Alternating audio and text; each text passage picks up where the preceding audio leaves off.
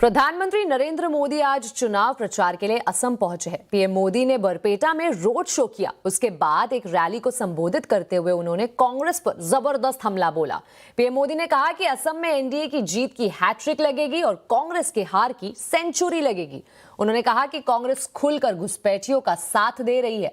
PM Modi ने कहा कि कांग्रेस पाकिस्तान की धुन गाती है।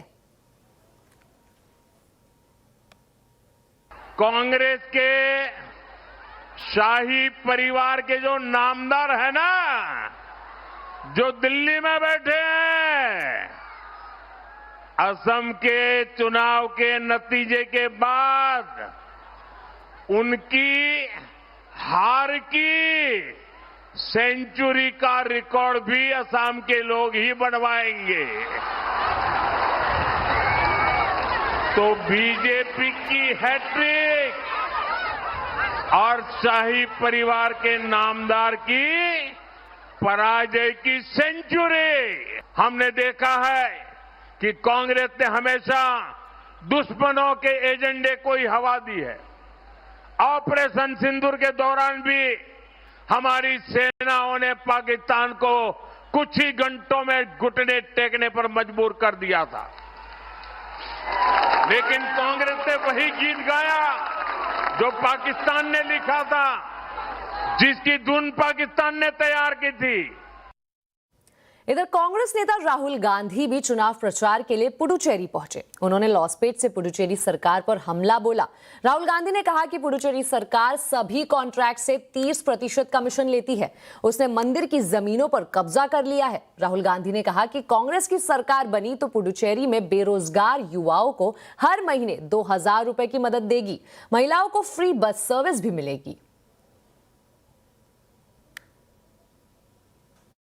Everybody knows that there is 30% commission taken on all contracts.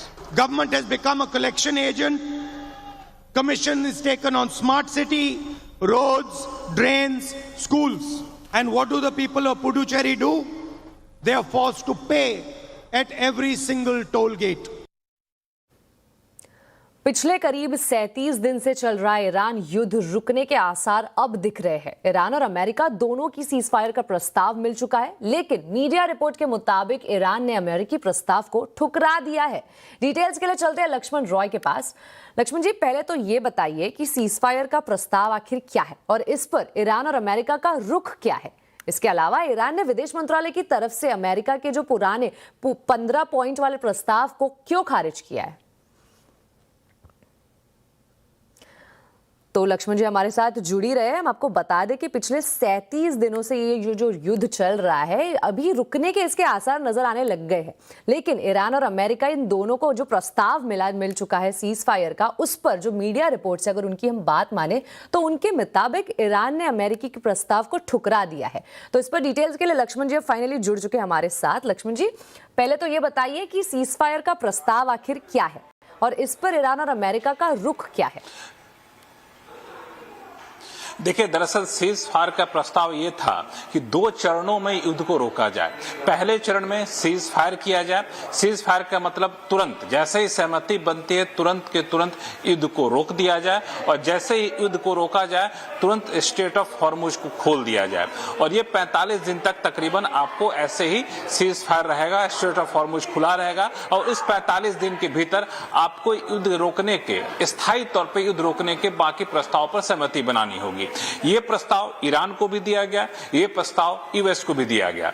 US ने तो इस प्रस्ताव को माना कि हमारे पास प्रस्ताव आया है, लेकिन ईरान अब तक ये नहीं कह रहा था कि हमारे पास कोई प्रस्ताव आया है। लेकिन सुबह होते होते तक ईरान ने कहा कि हमारे पास प्रस्ताव आया है और हम उस पर विचार कर रहे हैं। लेकिन अब जो सबसे ताजा जानकारी है उसके मुताबिक ईरान ने इस प्रस्ताव को ठुकरा दिया है। ईरान ने कहा कि 15 पॉइंट वाला ये जो प्रस्ताव है, ये प्रस्ताव दरअसल यूएस की बहुत ज्यादा महत्वाकांक्षा को दर्शाता है। है।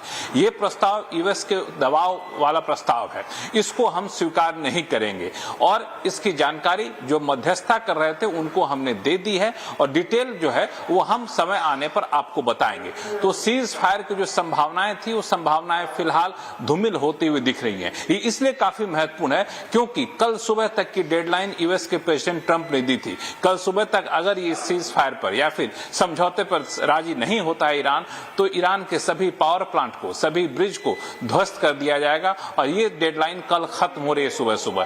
तो ऐसे में अगर इस वाकई में इस प्रस्ताव को ठुकरा देता है ईरान, सहमति नहीं बनती है, तो कल से युद्ध का एक नया चरण देखने को मिल सकता है जो ज्यादा भयावह हो सकता है। जी लक्ष्मण जी, इसके अलावा ईरान के विदेश मंत्रालय की तरफ से अमेरिका के जो पुराने 15 पॉइंट वाले प्रस्ताव है उसको क्यों खारिज किया, इस पर क्या अपडेट है? देखिए, दरअसल यहाँ पे ईरान का कहना है कि ये जो प्रस्ताव किया गया था, ये प्रस्ताव दरअसल एक तरीके से थोपे जाने वाली शर्तें थी ईरान के ऊपर यूएस की तरफ से। ये मध्यस्थता वाले प्रस्ताव नहीं थे। जो 15 पॉइंट इसमें रखे गए हैं, ये एक तरफा तैयार किए गए 15 पॉइंट है। उसमें ईरान के हितों की कोई रक्षा यहाँ पे नहीं की गई है। ईरान बार बार इस बात को दोहराता रहा कि कोई अस्थायी युद्ध विराम जैसी बात नहीं होगी। अगर अस्थायी युद्ध विराम जैसी बात होती भी है तो स्टेट ऑफ हॉर्मुज सिर्फ अस्थायी युद्ध विराम के साथ नहीं खोला जाएगा। जब तक स्थायी युद्ध विराम नहीं होता है तब तक स्टेट ऑफ हॉर्मुज नहीं खोला जाएगा। ईरान बार बार इस बात को दोहरा रहा है कि युद्ध में जो उसको नुकसान हुआ उस नुकसान की भरपाई करने की व्यवस्था यहां पर की जाए। इसकी भी कोई यहां पे गारंटी नहीं दी जा रही इस प्रस्ताव के तहत। हाँ, प्रस्ताव के तहत एक बात था कि यूएस का दबाव यह था कि न्यूक्लियर प्रोग्राम यानी परमाणु हथियार जो है ईरान नहीं रखेगा, उस पर प्रस्ताव में शामिल किया गया था। काफी हद तक ईरान इस पर सहमति भी था, लेकिन दूसरे जो मांग है ईरान की उसको इस प्रस्ताव में शामिल नहीं किया गया था, इसलिए ईरान ने इस प्रस्ताव को ठुकरा दिया है। जी बिल्कुल लक्ष्मण जी, बहुत बहुत शुक्रिया इस पूरी जानकारी के लिए। ईरान यूएस युद्ध में ईरान को एक और बड़ा झटका लगा है। अमेरिका और इजराइल के हमले में इस्लामिक रिवॉल्यूशनरी गार्ड कोर यानी आईआरजीसी के खुफिया संगठन के प्रमुख माजिद खादेमेई मारे गए हैं। जी हां, आईआरजीसी ने खुद एक बयान में इसकी पुष्टि की है। आईआरजीसी का कहना है कि माजिद खादेमेई की मौत सोमवार सुबह 6 अप्रैल को हुई। इजराइल के रक्षा मंत्री इजराइल काटेज और इजराइल डिफेंस फोर्सेज ने माजिद खादेमेई को मारने की जिम्मेदारी ली है। डोनाल्ड ट्रंप की नई धमकी बहुत ज्यादा सीरियस है। इतना ही नहीं, ईरान में नुकसान के बाद बड़े हमले के लिए यूएस ने सबसे भयानक हथियारों की तैनाती शुरू कर दी है। अमेरिका से कार्गो शिप में टॉमहॉक से ज्यादा घातक मिसाइलें ईरान फ्रंट पर पहुंच रही है, तो हॉर्मुज स्ट्रेट पर कब्जे के लिए ट्रंप ने रॉयल गोताखोरों की फोर्स लगा दी है। ईरान युद्ध से निकलने के लिए उतावले हो चुके ट्रंप ने तेहरान पर कहर ढाने का आदेश दिया है, लेकिन इसके साथ ही अमेरिका को 2 ऑपरेशन और करने हैं। पहला, हॉर्मुज स्ट्रेट पर ईरान की नाकेबंदी को तोड़ना, दूसरा ईरान के यूरेनियम पर कब्जा। जिस तरह युद्ध में अमेरिका के जंगी लड़ाके आसमान के अखाड़े से टपक रहे हैं, जिस तरह सुपर पावर के जंगी जेट और हेलीकॉप्टर के चीथड़े उड़ रहे हैं, उससे युद्ध के भयानक राउंड में पहुंचने की तस्दीक होती जा रही है।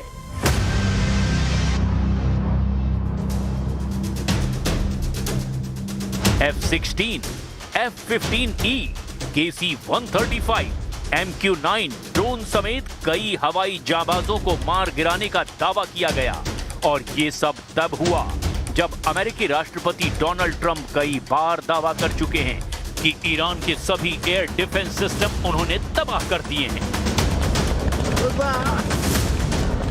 लेकिन ट्रंप ने ऐसे हथियार को युद्ध में उतार दिया है जिसकी मार से ईरान को कोई बचा नहीं पाएगा।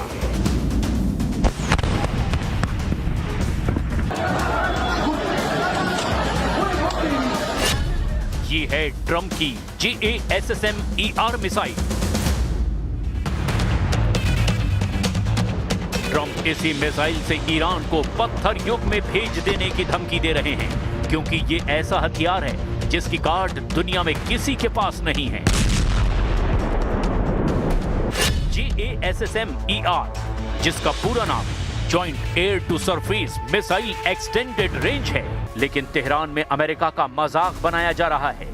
ट्रंप के जंगी हथियारों के कबाड़ के पोस्टर तेहरान के चाक चौराहों पर चस्पा करके युद्ध के लिए ललकारा जा रहा है। तेहरान से अमेरिका को मुंहतोड़ जवाब देने की धमकी दी जा रही है। زیر ساختای ما رو که تهدید کرده بود اول یه مهلت 5 روزه داد بعد مهلت 10 روزه داد یعنی هنوز خبری نیست نتونسته کاری بکنه जब तक मुस्तफा खामनेई की सरकार है ट्रंप के मंसूबे ईरान पूरे नहीं होने देगा इसीलिए युद्ध में एटमी हथियारों के हमलों का प्रेशर बढ़ता जा रहा है। तो ईरान और अमेरिका में सीज फायर पर बातचीत चल रही है। आवाज अड्डा में आज इसी पर होगी चर्चा। सुलह को तैयार, होर्मुज पर तकरार। जरूर जुड़िए शाम 7:57 पर। अब एक नजर आज की बाजार के हाल पर। कारोबारी हफ्ते के पहले दिन बाजार का जोश फुल हाई रहा। यूएस ईरान जंग खत्म होने की उम्मीद में बाजार झूम उठा। सेंसेक्स निफ्टी अच्छी बढ़त के साथ बंद हुए तो वहीं मिड कैप स्मॉल कैप शेयरों में खरीदारी रही। बाजार में आज के कारोबार की पूरी डिटेल्स बता रही है कंचन नौटियाल। तो हफ्ते का पहला कारोबारी दिन बाजार में अच्छा खासा जो रिवाइवल है हमें पहले कारोबारी दिन आता हुआ दिखाई दिया है। मॉर्निंग में हमने देखा था कि जियोपॉलिटिकल क्यूज जो थे वो नेगेटिव साइड में थे, लेकिन उसके बावजूद बाजार में शानदार रिकवरी जो है वो देखने को मिली। आप स्क्रीन पे देख ही सकते हैं, बैंकिंग में, निफ्टी में, Sensex, mid cap, small cap, हर जगह एक खरीदारी का जो मोमेंटम है वो बनता हुआ दिखाई दिया है। इनफैक्ट अगर हम सेक्टोरल पॉकेट की बात भी करें तो वहाँ पे केवल ऑयल एंड गैस एक ऐसा सेक्टर है जहाँ पे हमें मंदी देखने को मिली है, लेकिन रेस्ट ऑफ द सेक्टर में अच्छी खासी तेजी जो है देखी गई है। चाहे आप बात कर लीजिए बैंकिंग सेक्टर की, आईटी की, फार्मास्यूटिकल की, डिफेंस की या फिर कैपिटल मार्केट की, हर जगह शानदार मोमेंटम जो है वो बनता हुआ दिखाई दिया है। काफी सारे न्यूज फ्लोज भी थे जिसके बाद ये जो मोमेंटम है बाजार में आता हुआ दिखाई दिया है। Q4 की कंपनीज ने अपडेट जो है वो भी प्रेजेंट करके दिए हैं। अब देखिए निफ्टी में बढ़ने वाले शेयर्स की बात करी जाए तो ट्रेंड में अच्छा खासा जो इजाफा है वो देखने को मिला है। Q4 के अपडेट्स आए हैं, अपडेट के बाद ये तेजी देखने को मिली है। श्रीराम फाइनेंस, एक्सिस बैंक और अडानी एंटरप्राइजेस भी अच्छी खासी तेजी के साथ बंद हुए हैं। लूजिंग पॉकेट की बात कर ली जाए तो रिलायंस इंडस्ट्रीज, ONGC जिनका डायरेक्टली जो लिंक है वो जियोपॉलिटिकल टेंशन से भी है, मिक्स हेल्थ केयर और आयशर मोटर्स में अगर हम बात करें तो एक मिनिमल सा डेंट जो है वो पड़ता हुआ दिखाई दिया है। बात करें अगर बैंकिंग शेयर्स की, देखिए मेजॉरिटी ऑफ बैंक्स ने ओवर द वीकेंड जो है अपने Q4 के अपडेट्स को प्रेजेंट किया है और अच्छी बात यह है कि ज्यादातर जो बैंक्स हैं उनके Q4 के अपडेट्स अच्छे आए हैं, एडवांसेस अच्छी तरीके से बढ़े हैं, कासा रेशियो में एक इजाफा जो है वो देखने को मिला है। केवल इंडसइंड बैंक ऐसा था जहां पे डेंट लगता हुआ दिखाई दिया था Q4 के अपडेट्स में, लेकिन रेस्ट ऑफ द बैंक में अच्छी खासी जो तेजी है वो देखने को मिली है। इसके अलावा अगर हम बात करें कैपिटल मार्केट स्टॉक की, देखिए ये मार्केट की जो हेरिडिटी है उसको अपने अंदर इंक्लूड करके चलता है। बाजार में अच्छा खासा मोमेंटम आज के सत्र में बनता हुआ दिखाई दिया और वही रीजन है कि यहाँ पे भी जो तेजी का मोमेंटम है हमें आज के सत्र में आता हुआ दिखाई दिया। लेकिन अच्छी बात यह है कि ओवर द लॉन्ग वीकेंड के बाद बाजार ने जब वापस से अपनी शुरुआत की है तो एक पॉजिटिव मोमेंटम के साथ बाजार ने शुरुआत की है। अब आपको बता दें, क्रूड की बढ़ती कीमतों के बावजूद रिटेल दाम नहीं बढ़ने का असर ओएमसीज पर दिखने लगा है। ओएमसीज अब रिफाइनरीज को डिस्काउंटेड रेट की पेमेंट करेगी। पूरी डिटेल समझा रही है CNBC TV 18 की सोनल। अब आप याद रखिए कि ऑयल मार्केटिंग कंपनीज प्राइसेस नहीं बढ़ा पाई है। रिटेल लेवल पे अभी भी हम उतना ही पे कर रहे हैं जितना हम वॉर से पहले पे कर रहे थे। हाउएवर गवर्नमेंट ने एक्साइज ड्यूटी कट करके ओएमसीज को थोड़ा रिलीफ दिया है। और ये भी ध्यान रखिए, रिफाइनरी से लेकर मार्केटिंग सेगमेंट तक रिफाइनिंग ट्रांसफर प्राइसिंग होता है जो कि इंटरनल बेंचमार्क है, इंटरनल प्राइसिंग है दोनों सेगमेंट्स में, जिसपे फ्यूल ऑयल ट्रांसफर किया जाता है मार्केटिंग के लिए। सो कच्चे तेल को रिफाइन करके पेट्रोल डीजल बनाया जाता है और फिर वो मार्केटिंग कंपनीज को दिया जाता है जो आगे हम लोगों को बेचते हैं, इंडस्ट्रीज को बेचते हैं। ये भी ध्यान रखिए 2014 में हमने डीरेगुलेशन देखा था जहां पे गवर्नमेंट पेट्रोल डीजल की प्राइसेस नहीं डिसाइड कर रही थी, but now oil marketing companies ने ये बोला गया है रिफाइनिंग कंपनीज को कि they will decide the pricing और अब वो ये रिफाइंड पेट्रोल और फ्यूल रिफाइनिंग कंपनीज से डिस्काउंटेड प्राइस पे लेंगे और 60 रुपए प्रति लीटर का डिस्काउंट ऐसा रिपोर्ट किया गया है। कोई ऑफिशियल नोटिफिकेशन नहीं आया है, बट ये बात बहुत टाइम से चल रही है जब से वेस्ट एशिया वॉर चालू हुआ है, क्योंकि आप याद रखिए मिनिस्ट्री ऑफ पेट्रोलियम ने भी ये कहा था कि ऑयल मार्केटिंग कंपनीज पेट्रोल पे 24 रुपए का लॉस बना रही है और डीजल पे ऑलमोस्ट ₹5 का लॉस बना रही है। तो एक बहुत बड़ा लॉस है, बड़ा अंडर रिकवरी है जो इनके बुक्स ऑफ अकाउंट्स में जा रहा है। एंड दैट्स व्हाई ओएमसीज कह रहे हैं कि पूरे सेक्टर को ये लॉस का इम्पैक्ट होना चाहिए, सिर्फ वो अपनी बुक्स पे ना ले। इसकी वजह से वो refining company, stand alone refining companies like Chennai petro, MRPL को बोल रहे हैं कि आप हमें ये फ्यूल्स डिस्काउंटेड प्राइस पे दे, जो बाकी आगे जाके रिटेलर्स को नॉर्मल प्राइस पे दिया जाएगा। इससे कुछ लॉस का impact in oil marketing companies पे कम आएगा। It is a big impact क्योंकि स्टैंड अलोन रिफाइनर से रिफाइन करके कच्चे तेल को आगे बेचते हैं ऑयल मार्केटिंग कंपनीज को, सो उनके मार्जिन पे बड़ा इम्पैक्ट आ सकता है। ऑयल मार्केटिंग कंपनीज पे तो ऑलरेडी लॉसेज हो रहे हैं, तो इसके लिए ये जो सेक्टर है इस पे दबाव बढ़ता हुआ दिख रहा है। आज फार्मा शेयरों की परफॉर्मेंस फीकी रही। दरअसल ट्रंप सरकार ने ब्रांडेड फार्मा और कच्चे माल पर 100% टैरिफ लगा दिया है। टैरिफ का भारतीय फार्मा कंपनियों पर कितना असर होगा, पूरी डिटेल बता रही है नुपुर। ट्रंप सरकार ने ब्रांडेड फार्मा पर टैरिफ लगाया, 100% टैरिफ लगाया, लेकिन ये सिर्फ ब्रांडेड और उसके कच्चे माल पर ही टैरिफ लगते हुए दिखाए। यूएस से डील नहीं करने वाली कंपनी जो होगी उस पर ये टैरिफ लगाया जाएगा। प्राइसिंग को लेकर अगर कोई भी डील नहीं होती है यूएस सरकार से कोई ब्रांडेड फार्मा कंपनी की, तो उस कंपनी के ऊपर टैरिफ लगाया जाएगा। जापान, EU, कोरिया, स्विट्जरलैंड पर 15% के आसपास का टैरिफ लगाया गया है। हालांकि जेनेरिक और कच्चे माल और बायोसिमिलर पर ये टैरिफ नहीं लगाया जाएगा और 1 साल बाद फिर से इसका रीवैल्यूएशन किया जाएगा, रीअसेसमेंट किया जाएगा कि टैरिफ इसे बढ़ाना है या फिर इसे कम करना है। हालांकि सन फार्मा, गुरुवार के दिन भी हमने ये इंडिकेट किया था कि सन फार्मा पर इम्पैक्ट देखने को मिल सकता है क्योंकि ब्रांडेड का स्पेशलिटी का जो पोर्टफोलियो है वो सन फार्मा का ही सबसे ज़्यादा है। करीबन 31% का कंसोलिडेटेड रेवेन्यू जो है वो यूएस से आता है और ये 15% टैरिफ अगर लगता है कंपनी की आय पर तो करीबन 1 से 2% का इम्पैक्ट देखने को मिल सकता है। लेकिन CDMO की बात करें तो भारत की जो CDMO कंपनीज है वहाँ पर असर कम होगा। टैरिफ का जो ये इंक्रीज है वो इजीली CDMO कंपनीज जो है अपने इनोवेटर को पास ऑन कर सकती है। तो जो CDMO प्लेयर्स है उनके लिए ये राहत की खबर आती हुई दिखी है। जेनेरिक कंपनीज की बात करें तो जेनेरिक दवाइयों पर टैरिफ का ओवरहैंग फिलहाल बना हुआ है क्योंकि 1 साल बाद फिर से इसका रीअसेसमेंट होते हुए दिखेगा, तो ओवरहैंग यहाँ पे जेनेरिक फार्मा कंपनीज पर रहेगा। सन फार्मा के लिए नेगेटिव खबर है, हालांकि CDMO कंपनीज के लिए पॉजिटिव है और जेनेरिक कंपनीज भी फोकस में आती हुई दिखेगी क्योंकि 1 साल बाद फिर से इस पर समीक्षा की जाएगी। बढ़ते अगली खबर की ओर। पश्चिम एशिया में चल रही जंग का असर अब आपकी जेब पर भी पड़ना शुरू हो गया है। खाने के तेल, साबुन, डिटर्जेंट, पेंट्स और दूसरे प्रोडक्ट महंगे होने जा रहे हैं। इनकी कीमतों में 3 से 4% की बढ़ोतरी हो सकती है। पूरी डिटेल बता रहे संवाददाता असीम मनचंदा। पश्चिम एशिया में चल रही वार को अब 1 महीने से ज्यादा का वक्त हो चला है। क्रूड की कीमतों में लगातार तेजी देखने को मिल रही है।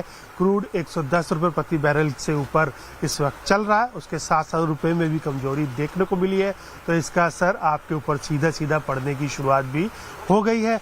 पाम ऑयल के दाम पहले से ही बढ़ चुके थे, उसकी कीमतों में करीबन 5 रुपए से लेकर के 20 रुपए तक की बढ़ोतरी देखने को मिली है। तब ये बढ़ोतरी आपको साबुन, डिटर्जेंट और दूसरे उत्पादों के अंदर भी देखने को मिलेगी। इसके पीछे 2 कारण हैं। एक तो जो क्रूड की कीमतें लगातार बढ़ रही हैं, दूसरा खासतौर पे कि जो रुपया डेप्रिशिएट हो रहा है वो कारण है, और तीसरा इसका सबसे बड़ा कारण है जो पैकेजिंग की कीमत है उसमें लगातार बढ़ोतरी देखने को मिली है।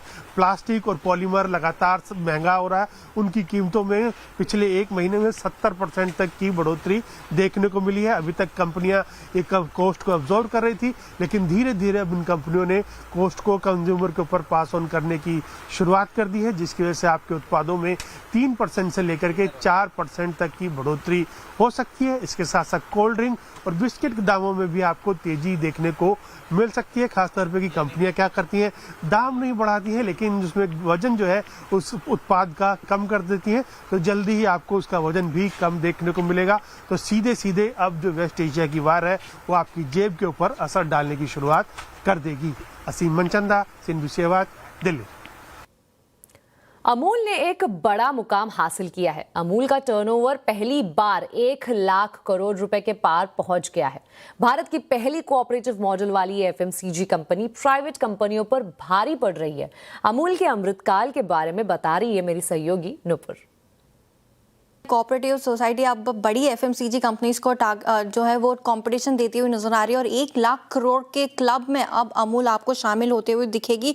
पहली एफएमसीजी कंपनी है जिसने इतना बड़ा आंकड़ा जो है टर्नओवर के लिहाज से अचीव करते हुए दिखा है। FY26 की बात करें तो यहाँ पे 11% की शानदार ग्रोथ यहाँ पे कंपनी ने दर्ज किए। जो Gujarat cooperative milk marketing federation है जो इस पूरे अमूल ब्रांड की मार्केट करता है अपने सारे प्रोडक्ट्स को, उसकी ग्रोथ रेवेन्यू देखे तो वहां पर भी आपको स्ट्रॉन्ग ग्रोथ इनफैक्ट नजर आएगी। कोऑपरेटिव मॉडल प्राइवेट कंपनीज पर जो है वो लगातार भारी पड़ते हुए नजर आ रहा है और इनफैक्ट जो Gujarat cooperative bank cooperative milk marketing federation है उसने पिछले साल करीबन 65,900 करोड़ के रेवेन्यू दर्ज किए थे और वही इस साल बढ़ के 73,450 करोड़ पहुंचते हुए दिखे और पूरे ब्रांड की वैल्यू देखे तो 1 लाख करोड़ के पार आपको जाती हुई दिखेगी। एफएमसीजी कंपनीज की अगर आप पूरी रेवेन्यू पाइपलाइन देखे, पूरा रेवेन्यू स्ट्रक्चर देखे तो अमूल आपको सबसे ऊपर दिखेगा। 1 लाख से ज्यादा का रेवेन्यू यहाँ पे आते हुए दिखा है। इनफैक्ट दूसरी जो कंपनीज है AWL एग्री 63,000, हिंदुस्तान यूनिलीवर की बात करें तो 60,000 करोड़, पतंजलि फूड्स देखे तो सिर्फ 33,000 करोड़, ITC जिसका एफएमसीजी एक बड़ा भाग है वो पे वहां पर भी आपको 22,000 करोड़ के ही रेवेन्यू नजर आएंगे। तो सबसे बड़ी कंपनी आज की तारीख में एफएमसीजी के लिहाज से अमूल ही आपको दिखेगी। अब इस ताकत का राज क्या है, क्योंकि कोऑपरेटिव हाउसिंग सोसाइटी कोऑपरेटिंग के बेसिस पे चलती है तो 36 लाख किसान यहाँ पे जुड़े हुए, करीबन 3 करोड़ लीटर दूध यहाँ पे मैनेज किया जाता है पर डे बेसिस पे और सालाना आधार पर देखें तो 2400 करोड़ पैकेट्स की बिक्री यहाँ पर होती है। 2200 से ज्यादा के प्रोडक्ट्स है, दूध से लेकर बटर, चीज, घी और आइसक्रीम आपको सब कुछ नजर आएगा। 50 से ज्यादा देशों में कंपनी अपने प्रोडक्ट्स जो है वहां पर बेचती है, मौजूदगी है, अच्छा खासा स्ट्रॉन्ग एक्सपोर्ट मार्केट है कंपनी का। अमेरिका और यूरोप में लॉन्च के बाद अफ्रीका और साउथ ईस्ट एशिया में भी आपको टारगेट एक्सपेंशन यहाँ पर कंपनी की तरफ से दिखेगा। तो पहली एफएमसीजी कंपनी बन गई है जिसका रेवेन्यू अब 1 लाख करोड़ के पार जाता हुआ आपको नजर आ रहा है। इसी के साथ आवाज समाचार में वक्त हो चुका है एक छोटे से ब्रेक का। खबरें आगे और भी है, बने रहिए हमारे साथ।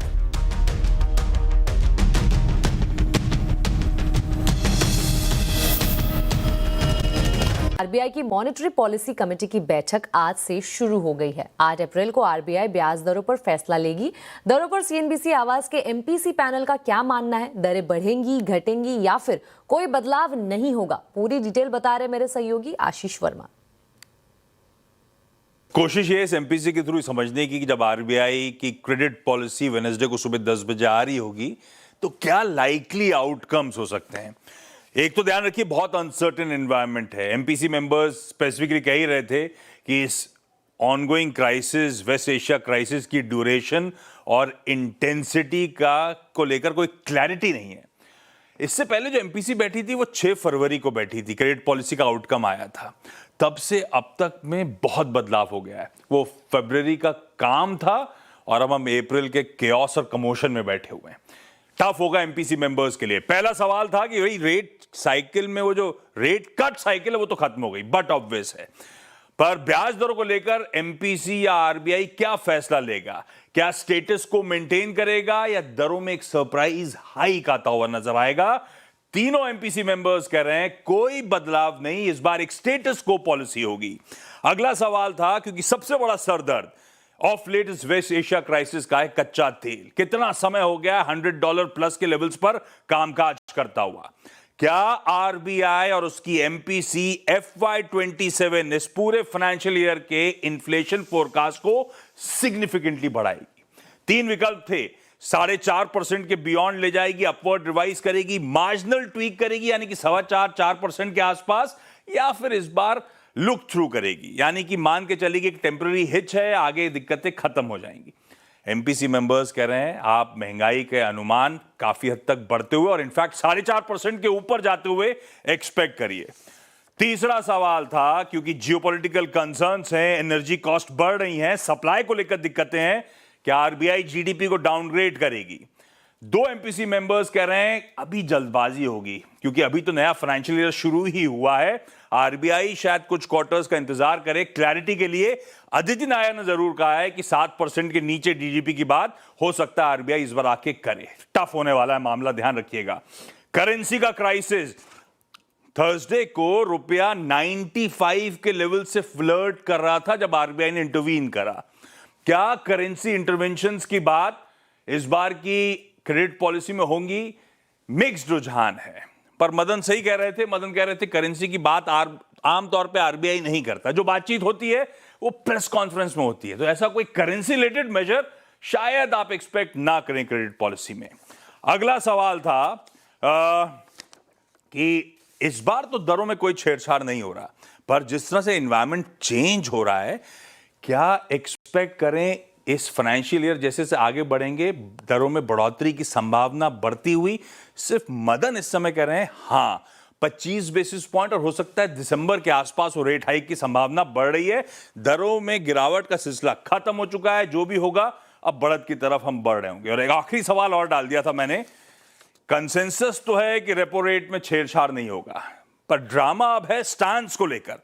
अगर हॉकिश साउंड कर रहे हैं तो क्या न्यूट्रल का स्टांस आरबीआई बदलेगा या नहीं बदलेगा? इंटरेस्टिंगली तीनों का कहना है स्टैंस वो जो रुख न्यूट्रल का है इस बार कंटिन्यू करेगा। ना आरबीआई दरों में छेड़छाड़ करेगी, ना आरबीआई स्टैंस में बदलाव करेगी, पर कमेंट्री पे ध्यान रखिएगा, शायद हॉकिशनेस का तड़का वहां पे आपको नजर आए। चलिए अब आपको बता दें, ग्लोबल टेंडरिंग के लिए जीईएम पोर्टल में अहम बदलाव हुए हैं। अब रुपए के अलावा दूसरी करेंसी में भी सरकारी खरीद हो सकेगी। जीईएम के सीईओ मिहिर कुमार ने बताया कि बायर सेलर कार्टेलाइजेशन को रोकने के लिए बड़े पैमाने पर कार्रवाई की गई है। गवर्नमेंट ई मार्केट प्लेस यानी जेम पर अब ग्लोबल टेंडरिंग हो सकेगी। जेम ने अपने पोर्टल में इसे लेकर बदलाव किया है। क्या बदलाव किया है, कैसे ये संभव होगा, बातचीत करने के लिए हमारे साथ मौजूद है जेम के CEO Shri Mihir Kumar ji. Sir, CNBC आवाज में आपका स्वागत है। सर, जो कई सारे विदेशी निवेश या फिर जो एफटीए में ये संभव कराया गया कि ग्लोबल टेंडरिंग होगी, तो किस तरह से ये पोर्टल में बदलाव हुआ है और इसके बाद क्या क्या किस तरह से ये पूरी टेंडरिंग हो सकेगी? देखिए, ग्लोबल टेंडर इंक्वायरी की फंक्शनैलिटी हमने गवर्नमेंट ई मार्केट प्लेस पे बनाया है। इसकी डिमांड है बहुत जगहों से, और जैसा कि आपको भी मालूम है कि एफटीए साइन हो रही है, तो उसमें मार्केट एक्सेस की बात जो है पब्लिक प्रोक्योरमेंट में भी जहां जहां सरकार उसको देगी उस हिसाब से हमें तैयार रहना होगा। तो अभी तो यूके का एफटीए है, उसमें ये बात आई है। तो ये फंक्शनैलिटी बनाने में हम लोगों ने ऐसा बनाया है जिससे कि यूके का सप्लायर भी यहाँ पे बिड में पार्टिसिपेट कर सकता है।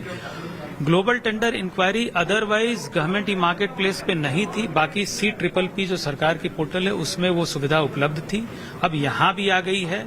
और ये मल्टी करेंसी को अलाउ करेगा, सपोर्ट करेगा। तो बायर सेलर का भी कोई कार्टेलाइजेशन ऐसा पता चला कि? हाँ, जो बायर सेलर कार्टेलाइजेशन का हम कहते हैं कि सस्पेक्टेड, क्योंकि हम तो डाटा मॉनिटर करते हैं और डाटा के बेसिस पे जो हमें नजर आता है कि भाई ये केसेस हैं जिसको कि अब ड्यू फॉर इन्वेस्टिगेशन है, इसका और इन्वेस्टिगेशन करना चाहिए। तो ऐसे करीब हम लोगों ने 10,000 ऑड केसेस जो है बायर संस्था को भेजा हुआ है कि जो आप देख लें, और जहां सेलर कॉल्यूजन का हमें डेफिनेट पता लग जाता है डाटा के बेसिस पे, तो हम उस सेलर को सस्पेंड ही कर देते हैं।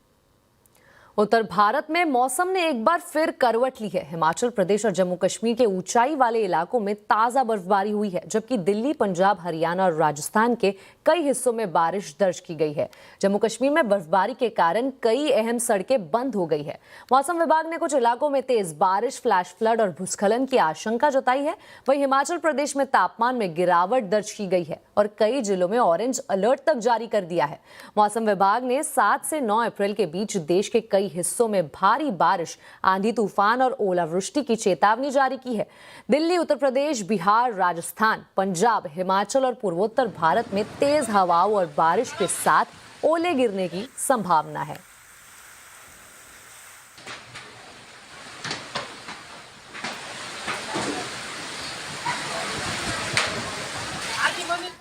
सीबीएसई ने क्लास 6 से 3 लैंग्वेज फॉर्मूला लागू कर दिया है और 9th और 10th में एग्जाम के 2 लेवल कर दिए हैं। क्या असर होगा इन बदलावों का, जानने के लिए देखिए कंज्यूमर अड्डा शाम 5:57 पर। इसी के साथ आवाज समाचार में अभी के लिए इतना ही। आप देखते रहे CNBC आवाज और अपडेटेड रहे खबरों पर हमारे सोशल मीडिया हैंडल्स के जरिए। नमस्कार।